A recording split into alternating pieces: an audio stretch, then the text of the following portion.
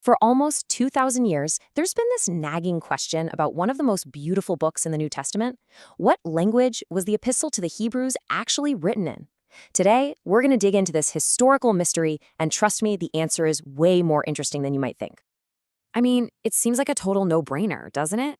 A letter written to the Hebrews would obviously be written in Hebrew. For centuries, that's exactly what everyone believed. But what if that simple, obvious answer just isn't right? What if all the evidence points somewhere else entirely? So here's our game plan. We're going to be historical detectives. First, we'll look at that centuries-old assumption. Then we'll start poking holes in it, looking for cracks in the theory. We'll hunt for clues inside the text itself, check out what languages people were actually speaking back then, and finally, we'll solve this mystery once and for all. Okay, so let's start at the beginning, with the traditional story, the idea that Hebrews was first written in Hebrew. Now, this wasn't just some random guess. This belief was held up by some of the biggest names in early church history. You know, what's really wild is how this idea took hold. It wasn't because someone found an ancient Hebrew manuscript. Nope. It was more like a game of telephone between scholars. Clemens made the claim, then the famous Origen gave it his stamp of approval, Eusebius wrote it down as history, and finally, Jerome made sure the entire Western world accepted it. It literally became a fact just because people kept repeating it. So you have to ask, why did they even think this in the first place? Well, the Greek in the book of Hebrews is, frankly, stunning. It's super polished and elegant, and stylistically, it just feels different from the Apostle Paul's other letters. So for those early scholars, the easiest answer was, Paul must have written it in Hebrew, and what we have is just a really good Greek translation. It was a nice, tidy explanation. Yeah, but here's the thing about nice, tidy explanations. They don't always hold up when you really start to look closely. And when we start digging for actual, hard evidence to support this old assumption, the whole thing just starts to fall apart. This is the first, and honestly, the biggest problem for Team Hebrew. I mean, think about it. We've had 2,000 years of archaeology, of people hunting for manuscripts, of intense study, and nobody, not a single person, not even the ancient scholars who looked for it, has ever laid eyes on a Hebrew copy of this letter. We're talking not one page, not one sentence, not even a single fragment. It's a ghost. And the problems just keep piling up. For instance, this whole idea that Paul had to write to people in their native language. That falls apart when you remember he wrote to the Romans in Greek, not their own language, Latin. And the assumption that everyone in Judea was speaking Hebrew, also wrong. Most people spoke Aramaic.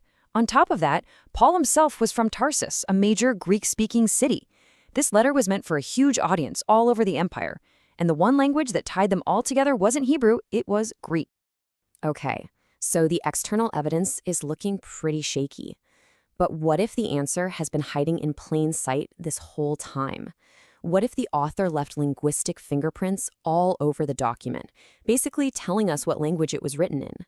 Let's go look inside the text itself. And boom, here is a perfect example. In the original Greek, this phrase is this beautiful, clever bit of wordplay. Amathen of hon epathen. Hear that? It rhymes, it has a rhythm, it's memorable and powerful. And that artistry is completely lost the second you translate it into any other language, including Hebrew.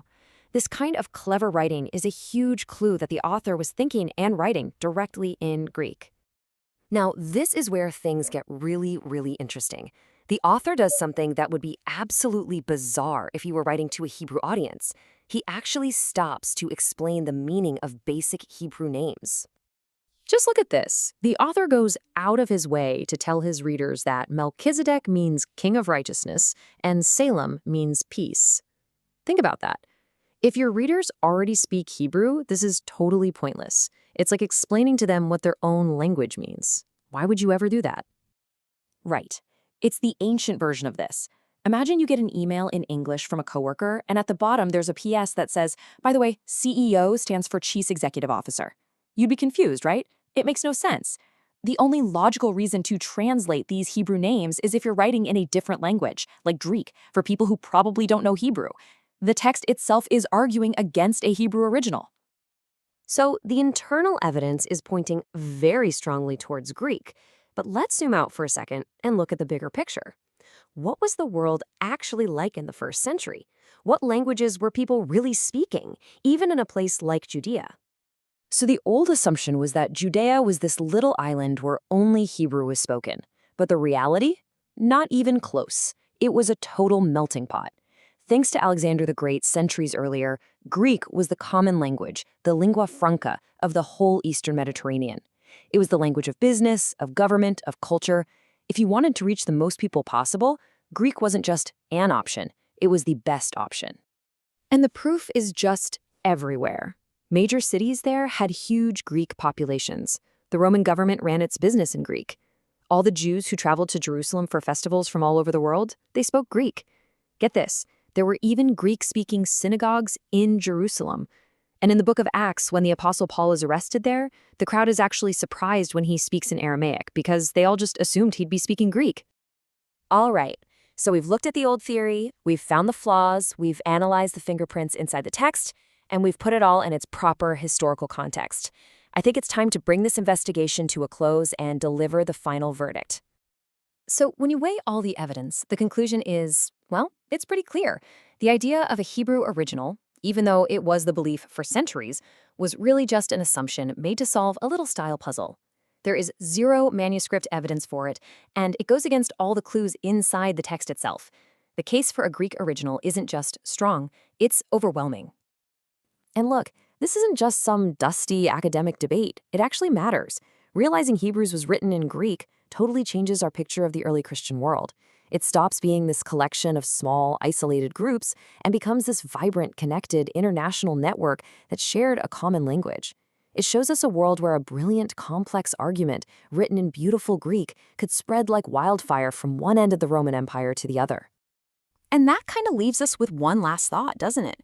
We just watched a belief that stood for over 1,500 years completely fall apart when we actually looked at the evidence.